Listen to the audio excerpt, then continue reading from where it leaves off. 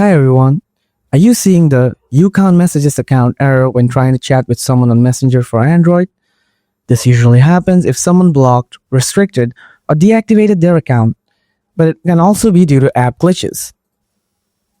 In this video, I'll break down why this happens and show you how to fix or understand it solution by solution.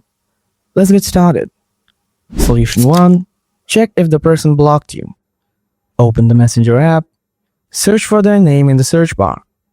If their profile doesn't appear or you see this person isn't available right now, they may have blocked you. Unfortunately, if that's the case, you won't be able to message them at all. Solution 2.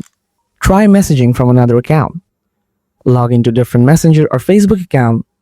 Search for that same person and try sending a message. If it works, your original account may be blocked or restricted.